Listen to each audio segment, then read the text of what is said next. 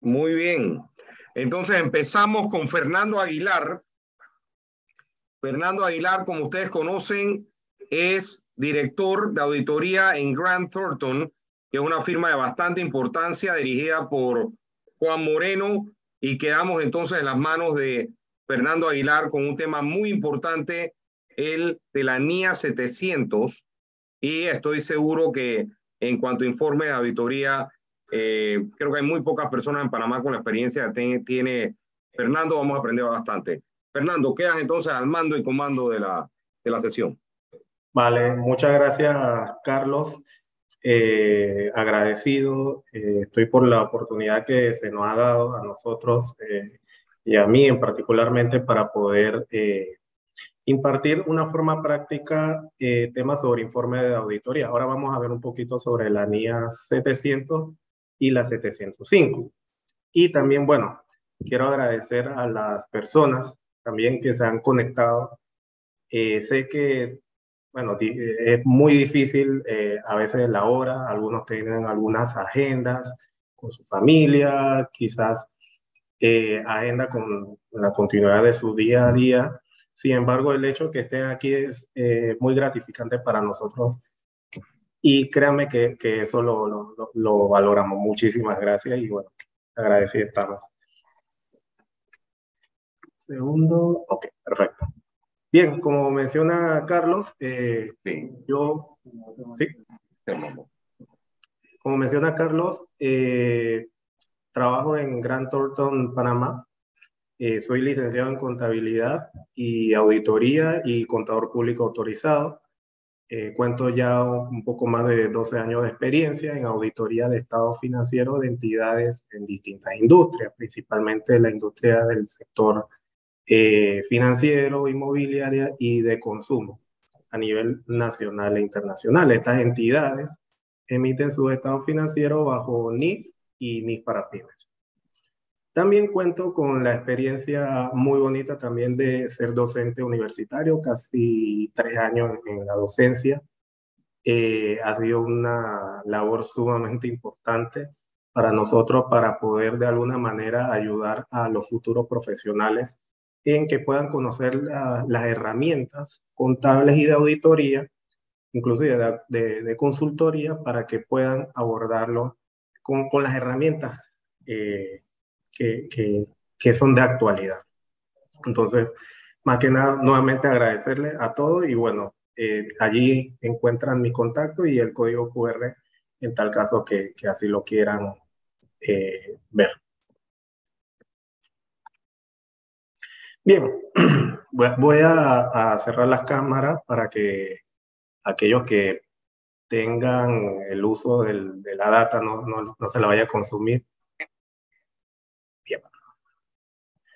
Bien, antes de hablar sobre informe de auditoría en sí, nosotros debemos conocer cuáles son las fases de la auditoría independiente. ¿Y esto por qué? Porque finalmente en estas fases se va a interpretar como un resultado final el informe de auditoría. En esta fase encontramos la fase 1, que son actividades preliminares, que básicamente es los temas relacionados a la aceptación y continuidad del negocio, de la auditoría, y como tal la contratación de la auditoría. En términos sencillos, la carta de contratación y todos los pasos para poder obtener la contratación de auditoría. La segunda fase consiste en la evaluación de riesgo y planeación, que allí básicamente sería determinar cuáles son los procedimientos de evaluación de riesgo, cálculo de la materialidad, el entendimiento de la entidad y su ambiente de negocio, y de los controles internos por parte de la entidad. En la fase 3, en base a esos entendimientos que obtuvimos en la fase 2, nosotros vamos a identificar como auditores los riesgos, y son aquellos riesgos que yo identifico como auditor a nivel de estados financieros o a nivel de aseveración de auditoría. Y básicamente allí debo darle inmediatamente la respuesta. En semanas previas, tengo entendido que ustedes pudieron ver la segunda semana el entendimiento de la entidad y su ambiente de negocio, y en la siguiente semana la respuesta a través de procedimientos sustantivos. Bueno, la respuesta a los riesgos, una de esas respuestas son los procedimientos sustantivos. En la cuarta fase encontramos evaluar y concluir. Básicamente recopila toda la información que nosotros hemos obtenido a través de toda la auditoría y procedemos a hacer una conclusión sobre tal. Y en la fase 5, entonces informamos y comunicamos, que básicamente es lo que nosotros debemos reportar a la junta directiva de los accionistas. En este caso nosotros nos vamos a concentrar en la fase 4 y en la fase 5. En la fase de evaluar y concluir y de informar y comunicar. Básicamente la agenda es bastante sencilla. Son 4 puntos que vamos a abordar sobre la conclusión general mediante procedimientos analíticos, evaluando lo suficiente y lo apropiado de las evidencias de auditoría, para entonces de esa manera, en base a nuestras conclusiones, poder llevar a formar una opinión de auditoría. Y ya con ese sentido, entonces le vamos a dar una forma y un contenido a este informe de auditoría. El tiempo que vamos a tomar, 35-45 minutos aproximados, más las preguntas que puedan surgir. Entonces, antes de formar la opinión, nosotros debemos conocer varios aspectos. Primero, ¿cuál es el propósito de una auditoría? Y es que el propósito de una auditoría es poder brindar un grado de confiabilidad a los usuarios de estados financieros en base a una expresión de auditoría. Ese grado de confianza se traduce en seguridad razonable. Y una seguridad razonable es un nivel de aseguramiento, pero no es absoluto. Es decir, no puedo dar una opinión sobre el 100% de las transacciones o de los saldos de una cuenta del estado financiero, sino que es un nivel de seguridad, pero es alto. Para entonces nosotros como equipo de auditoría obtener las evidencias de auditoría suficientes y apropiadas en base a una auditoría de riesgo. Entonces, uno de los pasos antes de formular una opinión de auditoría, que es sumamente importante, es poder realizar las conclusiones mediante procedimientos analíticos. ¿Y esto por qué? Porque finalmente con nuestros resultados, el informe de auditoría se puede modificar. Entonces, para llegar a esa conclusión, nosotros debemos de alguna manera diseñar y de realizar procedimientos analíticos al final de la auditoría para poder, de alguna manera general, verificar la consistencia de nuestros procedimientos con los estados financieros. En este caso, ustedes encontrarán un ejemplo sencillo, efectivo. ¿Vale? En el efectivo encontramos el CIE, que es el año actual, el PIE, que es el año anterior, la variación, y la conclusión viene siendo, primero, identificar el por qué se dio esas variaciones, cuáles fueron nuestros procedimientos de auditoría, pongámosle un nombre, conciliación bancaria y confirmación bancaria. Y básicamente allí sería concluir, bueno, no hemos identificado diferencias, o las diferencias que identificamos no son materiales, y concluir si esa partida cumple con norma internacional de información financiera o cumple con NIF para las pymes, dependiendo de qué entidad, qué marco de información financiera está utilizando la entidad. Allí yo investigo los resultados, pero también tengo que evaluar y concluir si existe o no un riesgo de fraude, para poder de esa manera ya tener la evidencia suficiente de auditoría. Eso lo tengo que hacer con las partidas que nosotros vamos a auditar. Efectivo, cuenta por cobrar, cuenta de inventario, cuenta por pagar, ingreso, costo, gasto, ¿verdad? Una vez que nosotros vamos a tener esa conclusión general de mediante procedimientos analíticos, entonces debemos hacer la siguiente evaluación. si es suficiente y apropiado las evidencias que yo obtuve a través de esa auditoría. Entonces, para poder llegar qué es suficiente y qué es apropiado, básicamente la evidencia sobre la suficiencia, es decir, se refiere a la cantidad de evidencia. Bueno, básicamente de 10.000 muestras, de 10.000 partidas en una población, para mí es suficiente 10, 15, 20, 100. A eso es lo que se refiere con suficiente. Y cuando hablamos que las evidencias son apropiadas, nos referimos con la calidad de la evidencia, es decir, si la evidencia que nosotros vamos a obtener es relevante y si es confiable para nuestra conclusión. Es decir, confiamos en que la documentación soporte sería un documento que nos entrega la entidad o lo hacemos a través de una confirmación bancaria. Entonces, la evidencia suficiente puede ser la cantidad y la evidencia apropiada se relaciona más bien al tema de calidad. Probablemente una confirmación bancaria sea un poco más confiable o apropiada que documentación soporte que me entregue la entidad. Entonces, vamos paso a paso. Primero concluimos en todas las partidas, después identificamos si es suficiente y apropiado las evidencias de auditoría y lo segundo es evaluar en general el panorama del estado financiero. Y básicamente se relaciona en estos 6 aspectos sencillos, básicos, que la norma como tal menciona. El primero es el aspecto cualitativo de las políticas contables. Es decir, si las políticas contables están reveladas de forma apropiada. Solamente las políticas contables significativas están reveladas de forma apropiada.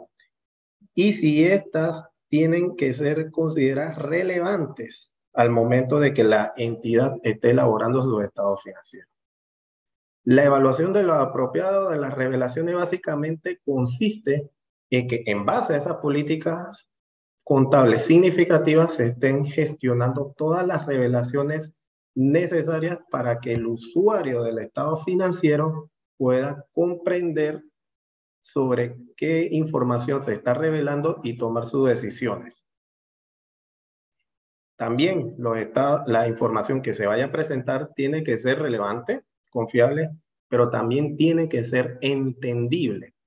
Es decir, bueno, podemos utilizar lenguaje técnico, que no es malo, pero hay que entender también que los usuarios de estados financieros, es decir, aquellos que toman decisiones sobre los estados financieros, pueden que no comprendan algunos de los términos y probablemente su decisión de negocio pueda cambiar por algún término técnico que no vayan a comprender, por lo cual la información debe ser relevante, confiable, pero también entendible. También las revelaciones de eventos y efectos en las transacciones que se hayan dado tiene que estar ya sea registrado o revelado en los estados financieros. De esa forma le va a ayudar al usuario que toda la información relacionada a eventos se haya captado y se haya identificado y se haya incluido dentro de los estados financieros. Y en general, cómo se presenta el estado financiero. ¿Hace sentido las políticas contables con lo que se está revelando? Y también el contenido de las notas a los estados financieros. Entonces, ya teniendo en cuenta estos puntos, nos vamos a acercar a, después de evaluar los resultados, ya hemos concluido, ya hemos evaluado que la evidencia de auditoría es suficiente y apropiada. También evaluamos en sí todo el estado financiero y hemos identificado ya los resultados. Entonces, ya después de esto, entonces podemos formar nuestra opinión de auditoría. Nuestra opinión de auditoría tiene 2 formas. Una opinión no modificada y una opinión modificada. No vamos a ponerle tanto énfasis a la no modificada. Vamos a hablar en este específico sobre la modificada. Y básicamente la modificada, algunos lo conocemos como, bueno, una opinión calificada, que es un tipo de modificación, una opinión adversa y una negación a la opinión, una opinión negada. Entonces, nosotros como auditores debemos tener los resultados de todo lo que hemos hecho durante nuestros procedimientos de auditoría para entonces volcarnos a la opinión de auditoría. Si no hemos identificado mayores issues o los issues identificados no son materiales y no son relacionados a fraude, entonces probablemente estemos hablando de una opinión no modificada. Pero si la opinión se data a un tema relacionado a un issue material o de fraude, entonces tenemos que tener en este asunto el tipo de modificación que vamos a manejar. En este sentido vamos a verlo de varias formas. Primero, una opinión calificada. Hablamos de una opinión en la cual nosotros como auditores tenemos evidencia de auditoría suficiente y apropiada. Vamos a trabajar un momentito. Calificada, tenemos evidencia de auditoría suficiente y apropiada, pero concluimos que los errores que hemos identificado a través de los resultados de nuestros procedimientos de auditoría y que no son generalizados, son materiales. Y también aquellas que nosotros no tenemos evidencia de auditoría suficiente y apropiada, pero concluimos que los efectos solamente se relacionan a una partida o no está generalizada. En términos sencillos, podemos dividirlo de esta forma. Nosotros tenemos los tres tipos de modificación. Mis estados financieros contienen un error material o yo no tengo la capacidad de obtener evidencia de auditoría suficiente y apropiada. Vale. Pero ¿es material y generalizado o material y no generalizado? Entonces, para entender qué es generalizado y qué es no generalizado, básicamente es un término que básicamente concluye de que describe los efectos en todo el estado financiero.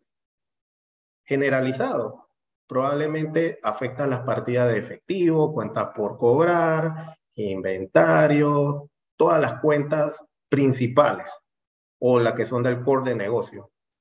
Pero cuando hablamos de material y no generalizado, significa que hay un error material, pero está vinculada a una o dos partidas del estado financiero. Es decir, vamos a colocarle un ejemplo. Nosotros como equipo de auditoría no somos capaces de obtener evidencia suficiente y apropiada a través de procedimientos alternativos cuando la administración rechazó el envío de las confirmaciones externas sin razón aparente. Entonces estamos hablando de que la opinión puede ser por incapacidad de obtener evidencia suficiente y apropiada, pero va vinculado solamente a la partida de inventario, es decir, una opinión calificada. Pero vale, también puede ocurrir de que puede ser que yo haya enviado en varias partidas una confirmación y me esté afectando varias partidas, efectivo, cuentas por cobrar, cuentas por pagar, etcétera, etcétera. Ya entonces yo estoy hablando de una calificación, una negación a la opinión. Vamos a otro ejemplo. Realizar la toma física del inventario es impracticable y el equipo de auditoría no es capaz de poder realizar procedimientos alternos para poder tener evidencia de auditoría. Entonces, como estamos hablando solamente de una partida, es decir, que el error no está generalizado, estamos hablando de que nosotros estamos hablando de una incapacidad de obtener evidencia suficiente y apropiada, pero solamente para la partida de inventario. Bien. Entonces, una vez que nosotros conocemos vamos atrás nuevamente. ¿Qué tipo de opinión nosotros vamos a formar? Es decir, una opinión no modificada, en pocas palabras, en lo que conocen el argot, una opinión limpia, o una opinión modificada, que son estas tres tipos de modificaciones en base a los resultados que nosotros hemos obtenido. Entonces, nosotros vamos a darle forma y contenido al informe de auditoría. Bien. En este sentido, el informe de auditoría contiene básicamente 10 áreas principales que pueden ver en pantalla. El título del informe, el encabezado de informe sobre estados financieros, la dirección, la opinión sobre los estados financieros, las bases de la opinión, las responsabilidades de la administración y del gobierno corporativo por los estados financieros, número 6, las responsabilidades que yo tengo también como auditor por la auditoría de estados financieros, y vamos a hacer énfasis en el número 8, 9 y el 10, que es el nombre del socio de compromiso, firma del auditor y dirección, pero básicamente vamos a hacer un énfasis tanto en lo que menciona la NIA 700 y lo que ya propiamente se presenta en la ley 280 del 2021. Vale. Entonces empezamos a darle forma y contenido al informe de auditoría. Primero, hay que entender lo siguiente, y es que la NIA 700 en el párrafo 20 te dice que sí o sí el informe de auditoría debe ser escrito. No puede estar en ningún otro formato, vamos a decir, verbal o por medio de llamada. No, tiene que estar escrito. Esa es la primera premisa. Entonces, es decir que nosotros vamos a trabajar en un informe, en Word o alguno que tenga algún otro tipo de formato, y vamos a empezar por darle el nombre al informe. Es decir, en este caso, informe de los auditores independientes. En algunas otras jurisdicciones también utiliza dictamen de los auditores independientes, siempre y cuando no se pierda la perspectiva de lo que o traiga confusión al usuario. En este caso vamos a utilizar informe de los auditores independientes. Y básicamente allí se indica claramente cuál es el reporte. Y el reporte bajo NIA 700 es un informe de auditoría independiente. El siguiente es con relación al encabezado del informe sobre los estados financieros. Marcado en rojo vas a encontrar informe sobre los estados financieros. Pero, ¿para qué se utiliza este título? Y es que el informe de auditoría contiene también una sección separada que dirige otro tipo de responsabilidades que al final se va a tratar en un encabezado aparte llamado informe de auditoría sobre los estados financieros. Y básicamente en algunas jurisdicciones, pongamos el caso de Panamá, nosotros como auditores debemos revelar ciertas condiciones que nos presenta el artículo 13 de la ley 280. Ya inmediatamente, aparte de nuestra opinión de auditoría, nosotros debemos tener o brindar revelaciones en el informe de auditoría de temas específicos, ya sea por temas de leyes o regulaciones. Cuando ocurre eso, inmediatamente este párrafo debe estar incluido inmediatamente debajo del informe de los auditores independientes.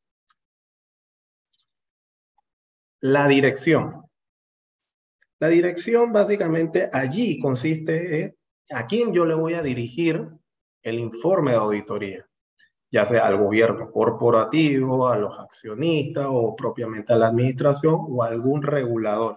Y eso va a variar entre las circunstancias del compromiso de auditoría y va a depender también de cuáles son las leyes y regulaciones o si los términos de la carta de contratación de auditoría indica que yo se la deba enviar a alguien específico.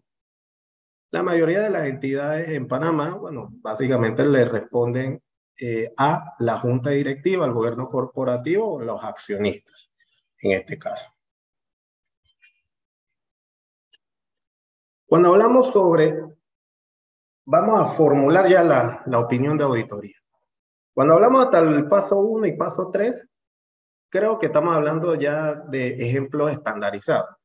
Sí o sí, independientemente de si la opinión es modificada o no modificada, va a ir exactamente lo que vimos hasta el paso número 3.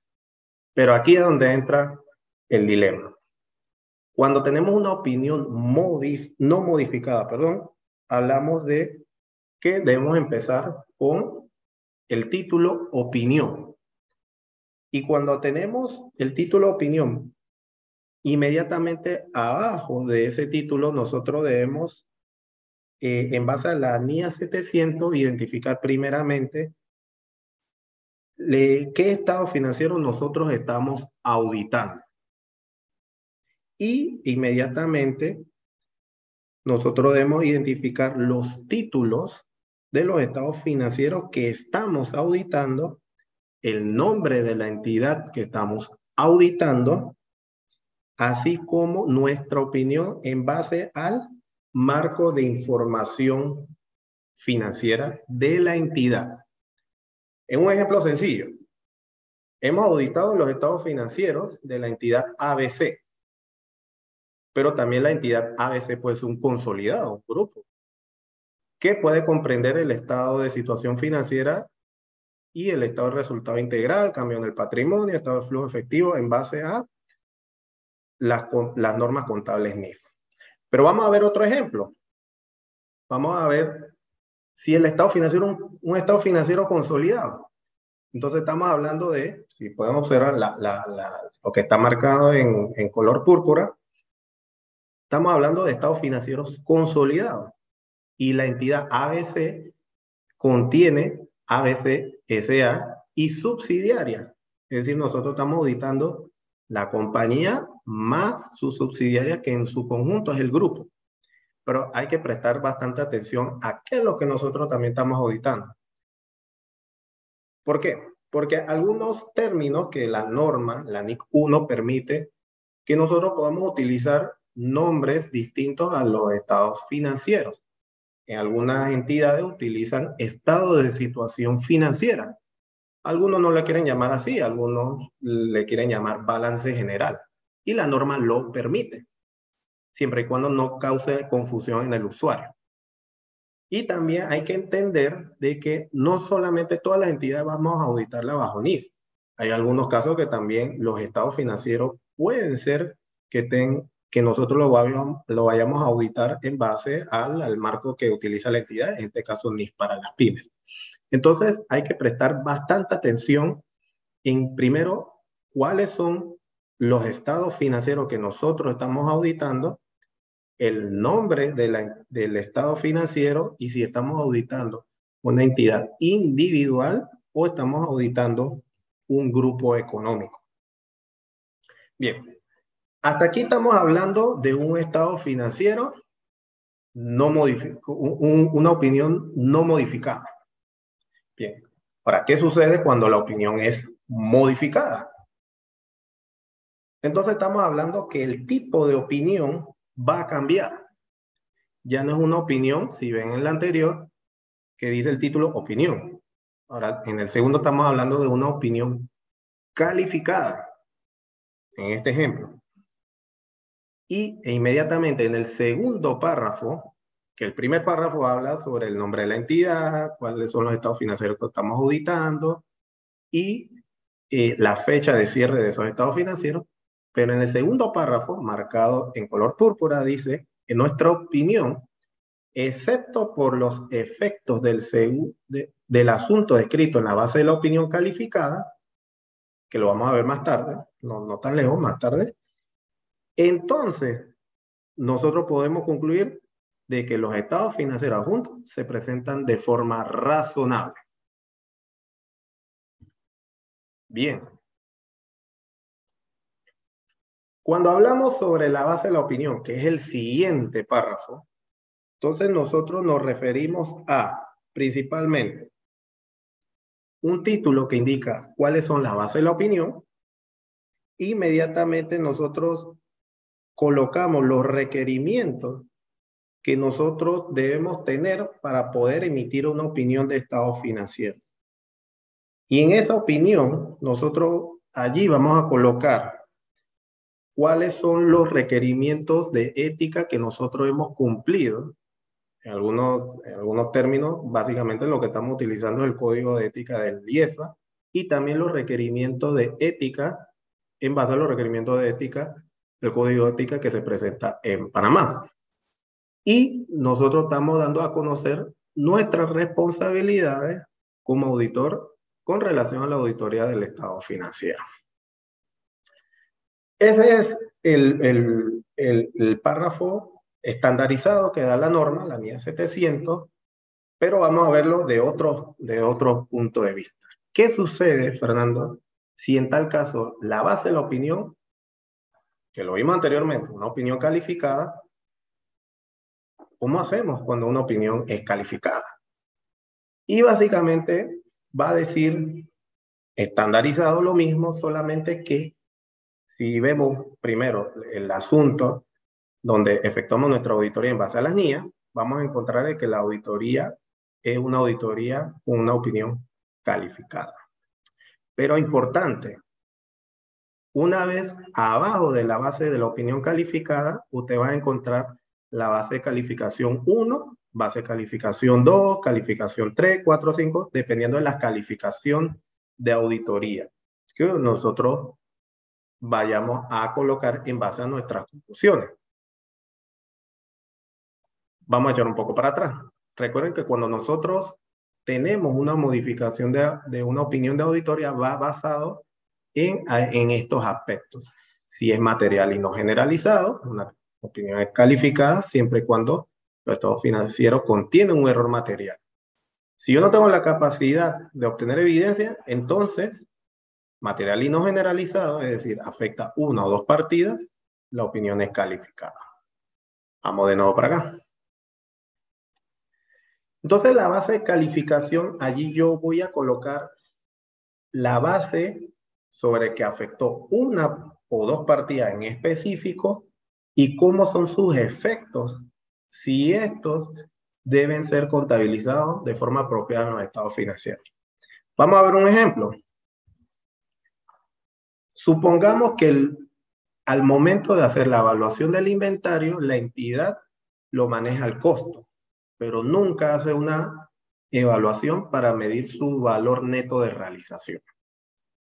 Vale, entonces mi conclusión es, el efecto es material y no generalizado, porque solamente afecta las partidas específicas de una aseveración de auditoría en inventario, es decir, evaluación. Entonces el ejemplo dicta lo siguiente. Los inventarios de la compañía se llevan en el estado de situación financiera a un valor, pongámoslo en valor, a 1.000.000.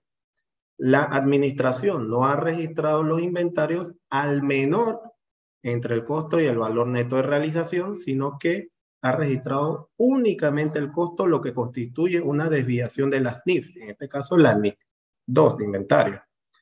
Por lo cual los registros de la compañía indican que si la administración hubiese establecido que los inventarios al menor entre el costo y el valor neto de realización, se habría requerido de un monto X para reducir los inventarios su valor neto de realización. En consecuencia, el costo de venta pudiera haber aumentado, el impuesto sobre la renta, la utilidad neta y el patrimonio se hubiesen reducido en cada uno por su monto respectivamente. Este es un ejemplo solamente.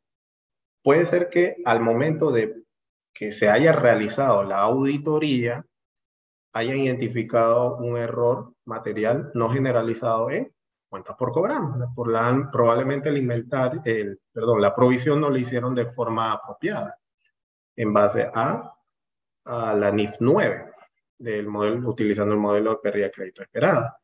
O posiblemente el error en las cuentas por pagar por alguna facturación cuyo cumplimiento en base al marco de información financiera dice que cumple con la definición de pasivo. Ya yo me prestaron el servicio, pero estoy esperando la factura, que me llegue 2, 3, 4, 5 meses después. Pero me prestaron el servicio, así que ya yo tengo una obligación presente. Entonces, probablemente la base de la opinión calificada va relacionado a un error material en las cuentas por pagar, es decir, que es un error no generalizado. Entonces, nosotros debemos evaluar cuál es la base de nuestros resultados para poder incluirlo en la base de la calificación. De esta forma, también tenemos el siguiente párrafo, que es la responsabilidad de la administración y los encargados del gobierno corporativo por los estados financieros. Allí básicamente se incluyen cuál es la responsabilidad de la administración, no del auditor, responsabilidad de la administración. Si no vamos a lo que indica el artículo 3 de la ley 280, habla sobre cuál es tu responsabilidad también como compañía. Y es que la responsabilidad sobre la información financiera, su registro, su presentación ante usuarios recae en la administración de la empresa. Ese es el mismo principio que utiliza la norma internacional de auditoría. La administración responsable por la preparación y la presentación razonable de los estados financieros en base a ya sea NIF o NIF para las pymes. Y también por el control interno que sea necesario para permitir esa preparación en base a esa norma. Entonces, ya lo establece la norma de auditoría, ya lo establece el artículo 3 de la ley 280. Entonces, ya está claro quién es responsable por la preparación y la contabilidad. Ahora, también nosotros los auditores tenemos una responsabilidad, porque no solamente es un tema de responsabilidad de la administración, también es un tema de responsabilidad del auditor. Y mi responsabilidad principal es, como mencionamos al inicio, de obtener una seguridad razonable si los estados financieros se presentan, ya sea debido a fraude o error, libres de error material. Hablamos de seguridad razonable, que es un nivel de seguridad alto, pero no es absoluto, ¿cierto? Entonces, también esto está hablado o escrito en la ley, en el artículo 3 de la ley 280, que menciona cuáles son las responsabilidades del contador público autorizado cuando presta un servicio de auditoría externa. ¿Y qué indica? Que no es nada distinto a lo que menciona en los principios fundamentales de la NIA, que solamente nos limitamos a la opinión que esta se expresa sobre los estados financieros básicos, así como los trabajos de aseguramiento de conformidad, en este caso, a las normas internacionales de auditoría.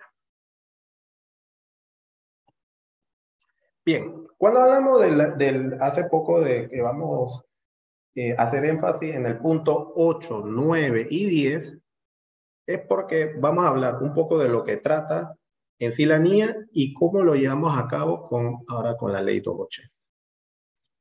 Cuando hablamos del nombre del socio, el nombre del socio es incluido en el informe de auditoría solamente para entidades que son listadas, es decir, que están en el público. Si la entidad no está listada, no es necesario nombrar o indicar el nombre del socio. Y en raras circunstancias, casi pocas, pero igual, en raras circunstancias, puede ser que se revele, pero casi que no se da si no lo exige. Cuando hablamos de la firma del auditor, nosotros estamos hablando de la firma quién firma en nombre de la firma. En este caso, bueno, utilizamos para ponerle nombre Grant Thornton, pero alguien firma detrás de Grant Thornton, ¿verdad? Eso lo vamos a ver ahorita con la ley 280. Y la dirección y la fecha del auditor básicamente no es, bueno, Grant Thornton se encuentra ubicado en Torre de las Américas, tal. No, sino que básicamente menciona la jurisdicción. Panamá, República de Panamá. Algunos, si vamos a Grant Thornton en Costa Rica, San José, República de Costa Rica y así sucesivamente. Quiere decir el nombre de la ubicación en la jurisdicción, no de la oficina propiamente, sino en la jurisdicción. Ahora bien, punto 8, punto 9 y punto 10 es un solo análisis. Lo que ven en pantalla básicamente es lo que ya en su momento la Junta Técnica de Contabilidad, a través de una resolución, da como ejemplo cómo pueden ser las revelaciones en base a lo que se presenta en la ley 280 y que afecta el punto 8, punto 9 y punto 10. ¿Y de qué habla? Bueno, el cumplimiento con la ley 280 del 30 de diciembre de 2021, que regula la profesión del CPA en Panamá, se declara lo siguiente. Primero, la dirección. Pero primero vamos en este orden. El artículo 13 que señala, los documentos que contengan certificaciones, dictámenes, refrendos, atestaciones, que en este caso es el informe de auditoría independiente, cuyo objetivo y propósito es dar fe pública o certeza razonable o emanen de la persona jurídica, deberán, además de llevar el membrete o la rúbrica o el sello de la persona jurídica, también tiene que llevar la firma de uno de los socios con derecho al uso de la firma social que lleva la respectiva persona jurídica. Es decir, que nada vale que se ponga, vamos a ponerle el nombre, Grant Thornton, si no hay alguien que lo firme. Alguien lo tiene que firmar. Detrás del nombre Grant Thornton hay un socio responsable por esa auditoría. Y en ese caso puede ser uno de los tres socios que tiene la firma. Alguno es responsable y descansa dentro del control interno de parte de la firma. El segundo tema que habla ese mismo artículo 13 es la declaración de que el trabajo se realizó físicamente en el territorio panameño. Bueno, básicamente yo no voy a entrar en mucho detalle. Yo creo que de hecho hay un video súper explicativo de Momento Fiscal que trata Carlos, que está sumamente interesante y que puede dar más detalles sobre ese tema. Y también habla sobre aquellos trabajos de auditoría o revisión cuyo ingreso bruto sea superior a 1.000.000 de balúas, requiere que se presente el equipo de trabajo, en ese caso el socio y el equipo de trabajo de dicho compromiso. Ahora bien, los 10 temas que hemos conversado hasta el momento está basado en la NIA 700, cuando yo formo una opinión y emisión de un informe de auditoría, prácticamente una opinión no modificada, y en la NIA 705, cuando yo tengo una opinión modificada. Ya hablamos de una opinión calificada, una opinión adversa, una negación a la opinión. Pero también hay que considerar que dentro de los informes de auditoría también puede haber otros temas que se presentan. Por ejemplo, entre el punto 5 y el punto 6 de la base de la opinión y responsabilidad por los estados financieros, podemos encontrar la NIA 701, comunicación de los asuntos claves de auditoría. Básicamente puede ser voluntario la presentación, pero que va dirigido principalmente a las entidades que son listadas. Y algunos párrafos de énfasis o párrafos de otros asuntos emitidos por un auditor independiente que se trata en la NIA 700. Listo, Carlos. No sé si hasta el momento hay alguna duda, algún comentario. Yo creo que está muy buena esta presentación y creo que de los 60 miembros del ACA estamos bastante hoy. Creo que hemos aprendido muchísimo. Yo rescato entre todo lo bueno que has mencionado, algo que me gusta mucho, pues a mí escuchar, es el la responsabilidad nuestra, ¿cuál es la opinión?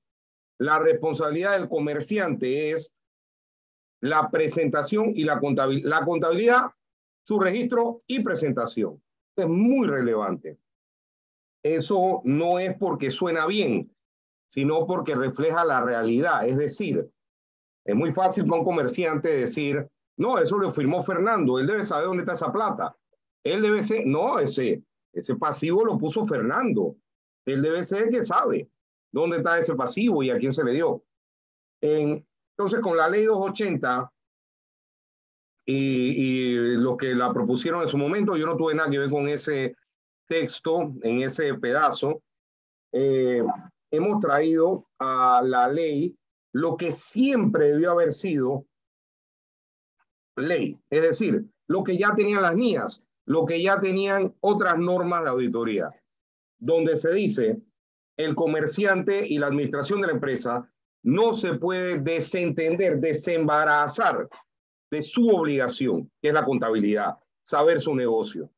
La norma entonces le dice a el comerciante, usted no sabe, vaya sabiendo, porque ese negocio es suyo, no de Fernando. Y eso es un gran mérito. Yo te pregunto algo, Fernando, y sabiendo que todo lo humano es perfectible, no es que estamos criticando la norma 280.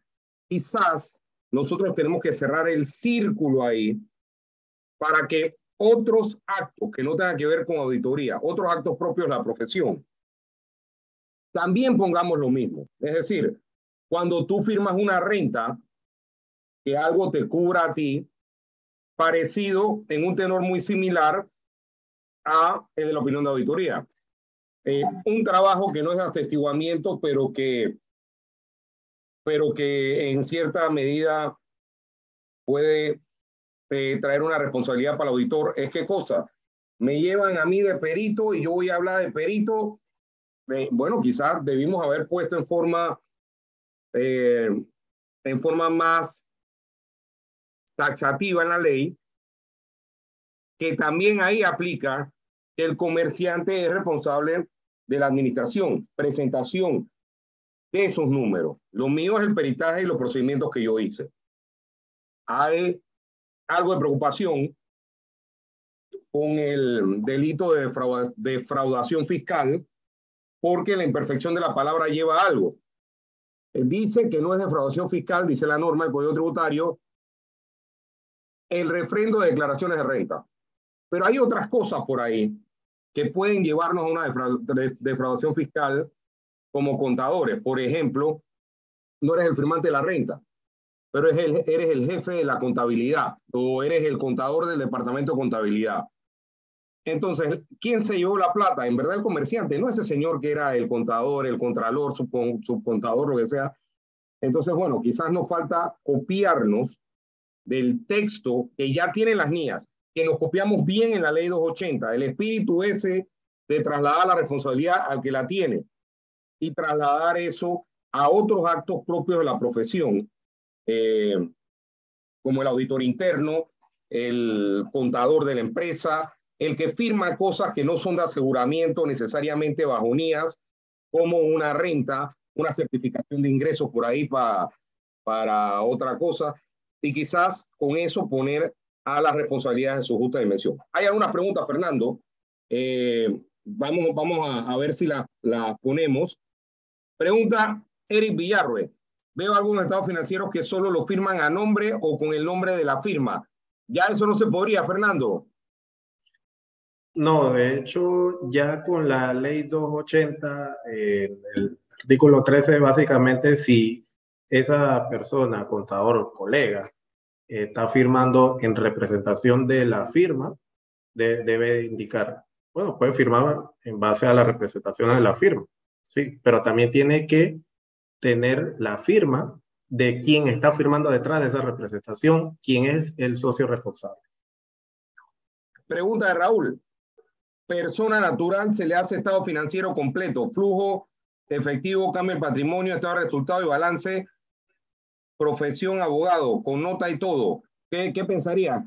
Claro, ahí obviamente Raúl está diciendo, la persona natural no tiene probablemente tiene en la mente Raúl, me aclara si es que estoy entendiendo mal la pregunta, La persona natural no tiene el régimen de reconocimiento de ingreso de vengado, tiene otras cositas, caja modificado, caja, lo que sea. ¿Cómo tú responderías a esta pregunta recurrente? Persona natural, el banco le pidió un estado financiero, un colega terminó haciéndolo, pero evidentemente esa gente no tiene la sofisticación de una contabilidad porque es una persona natural. ¿Cómo responderías eso? Sí, bueno, básicamente la práctica que se lleva es que la contabilidad de una persona natural utiliza el método de recibido, la mayor parte. Ahora bien, la norma de información financiera, NIF o NIF para pymes, no menciona que una entidad deba ser una persona jurídica. Una persona, habla de entidades. En sí, una entidad es la que ejerce una actividad que genere flujo de efectivo. Es decir, si la persona natural cumple con la generación de flujo efectivo en base a sus actividades, puede presentar el estado financiero en base a NIF. Ahora bien, cuando presentan el estado financiero en base a NIF, supongamos, Fernando Aguilar, voy a presentarme mi declaración de renta en base a NIF, tengo que tener mi contabilidad en base a esa norma. Es decir, que yo debo cumplir con cada uno de los aspectos que menciona la norma, desde el marco de información financiero. Es decir, yo tengo que registrar todos mis activos, todos mis pasivos y la contabilidad del ingreso, que es principalmente lo que puede generar algunas dudas, tiene que ser en base a la NIF 15, en la NIF completa o en base a la sección 23 de la NIF para las pymes. Muy bien, muy bien. Ahora, vamos a ver una pregunta que hace Minerva. Pregunta Minerva, con la ley 280, ¿cómo sería que ahora deben incluir los que participaron en la auditoría? Si, por ejemplo, en una empresa grande participan muchos. Bueno, buena pregunta. Si el equipo de trabajo es grande, me imagino que Minerva está preguntando, bueno, nada más no vamos a listar todo el mundo, vamos a poner los principales en ese equipo. Eso será la pregunta, Minerva. Me imagino que es así, si no la aclaras. ¿Qué pensaría Fernando? ¿A todo el mundo o nada más gerente y el personal clave de la auditoría?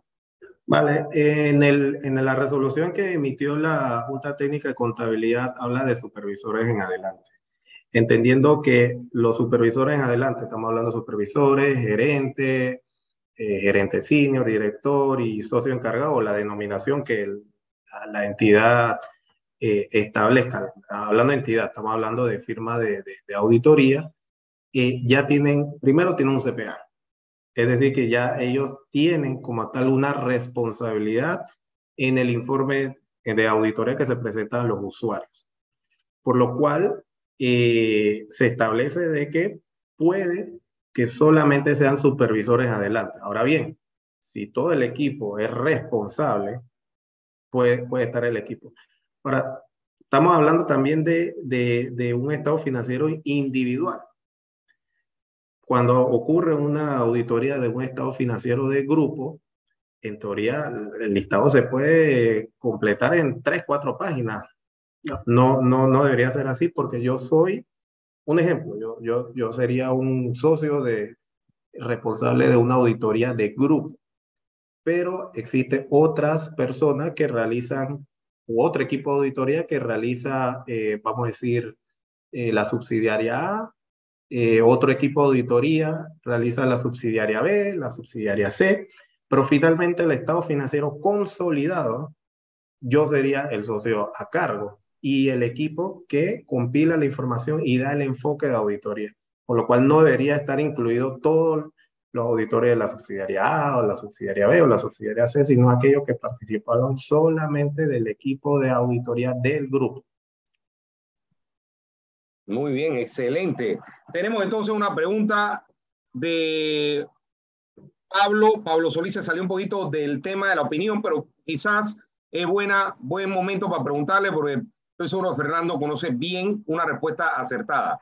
¿Qué pasa cuando hay una cuenta por cobrar que se entiende se va a llevar a la parte legal, secuestro, pero no tengo un documento que sustente cómo se refleja en el estado financiero? Una cuenta por cobrar que ya sabemos que no la vamos a cobrar, se va a pasar a la parte legal, no tenemos más que alguien que nos lo dice de esa forma. ¿Cómo tú lo llevarías al estado financiero?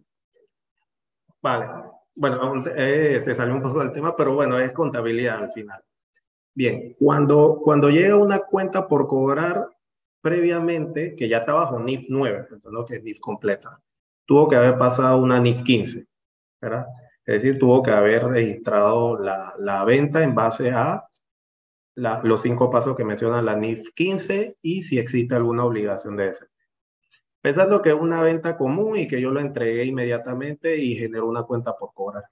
Pero la otra persona, el cliente, no lo va a pagar porque está relacionado a un tema legal y no me lo va a pagar. Sí debe existir algún control interno de alguna manera para poder concluir, hey, básicamente eso yo no lo puedo cobrar. ¿Por qué? Porque eso es un tema legal. Alguien debe manejar el tema legal, un abogado interno, un abogado externo, o para llegar allá debió haber agotado todos los recursos necesarios de la gestión de cobro del departamento de cobro de la entidad. Muy bien, excelente, excelente. Vamos entonces a ver un tema, Lorena, creo que es la última pregunta, Fernando, porque Fernando tiene que trabajar mañana, así que hay que dejarlo descansar, hacer ejercicio, cenar, etcétera. Lorena Pitín pregunta, una contabilidad hecha en Excel, porque es un pH pequeño, ¿cómo debe ser ese dictamen en ese estado financiero? Muchos no auditan nada que esté en Excel. Ok, está bien, entiendo, Lorena, que a veces hay clientes que no tienen la sofisticación para tener un sistema de contabilidad robusto, vamos a decirlo, para tampoco decirle que es runchona ese asunto, sabemos que es pequeño, ¿no? Que es un pH pequeño, no hay mucha sofisticación. ¿Cómo tú harías ese estado financiero cuando el reto es que el cliente no tiene la sofisticación para poder tener un sistema contable y usa Excel? Vale, la respuesta yo tampoco la auditaría. Y básicamente, primero que esa entidad debe cumplir con lo que ya establece el Código de Comercio, que básicamente tener sus libros, ya sea o manuales o a través de un sistema un poco más robusto, un sistema digitalizado, robusto que cumpla con todos los parámetros para la certificación del sistema contable. Muy bien, excelente. Mira, ese es un buen punto. Ahí lo que deberíamos, muy buena recomendación. Ok, usted puede tener su cuestión en Excel, el Excel se puede borrar, se le va a perder a usted. Escríbame eso en un libro y yo audito sobre ese libro. Es lo que me diría el Así peor de es. los escenarios, pues. El peor de los escenarios, por lo menos que haya un libro que es más difícil borrar, etcétera. Deika a niño, ¿cuál es la fecha que se debe colocar en la opinión de los estados financieros? Ah, Ok, en la opinión. en la opinión, vale.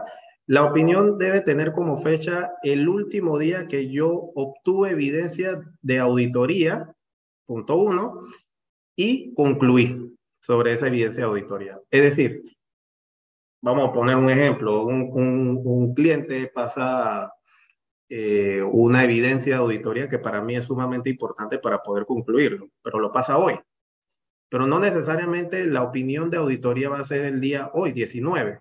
Yo tengo que verificar primero si la evidencia es suficiente y es apropiada y que sirve con mis propósitos para poder concluir.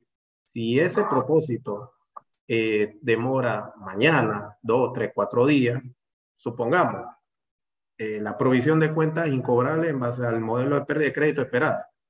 No lo pasa hoy, pero eso toma su día para poder verificarlo, analizarlo y poder concluir si se presenta de forma razonable. Eso puede tomar, qué sé yo, un caso hipotético, 5 días. Es decir, que de aquí a 5 días, ya cuando tenga la evidencia hoy que me la entregaron y concluya, entonces esa es la fecha que se coloca a la opinión de los estados financieros. Muy bien, excelente. Excelente porque parece mentira, pero ahora que tenemos la revisión de la práctica encima, les voy a contar, bueno, cosas de rookie que uno hace a veces, pues. Yo suelto no le pongo atención, para no decir otra cosa, no le presto atención a la fecha del dictamen. ¿Por qué? Porque hice un rollover del año pasado, tomé la auditoría en un Word de otro cliente, bueno, puse vamos a decir, 1 de junio 2022. Pero ¿qué pasa? Cuando me viene a revisar Morrison, el revisor me dice, pero Carlos, ¿cómo es que eso fue el 1 de junio y tú entonces recibiste la confirmación bancaria, la carta de abogado el 20 de julio, 2 de agosto? O sea, parece mentira, pero a un revisor le gusta enfatizar en esa pureza de la fecha, por decirlo de alguna forma. Así ¿Por es. qué? Porque es que lo estás diciendo tú. Y acaba de leer Fernando que lo tuyo es la opinión. Si lo tuyo no es la opinión, por lo menos pone la fecha cuando es, pues. Entonces, es un tema, ¿no? Ok, eso es excelente respuesta, excelente, excelente. Bueno, muchachos, no, si no tenemos otra pregunta, vamos entonces a darle las gracias a Fernando. Ha sido una excelente exposición. Hemos aprendido muchísimo y yo estoy seguro que vamos a tener un tiempo de recapacitar, repensar esta exposición excelente, porque me gustó muchísimo la combinación que hizo Fernando. La NIA más la ley 280. Fue una presentación realmente refrescante. Muchas gracias, Fernando. No te quitamos más tiempo. Te damos las gracias. Sí te voy a pedir que pases a la parte donde tenías tus datos de contacto. ¿Por qué? Porque muchos colegas acá, recordemos, Grant Thornton es una firma extremadamente grande y es importante que conozcamos los nombres de las personas, etcétera. ¿Por qué razón?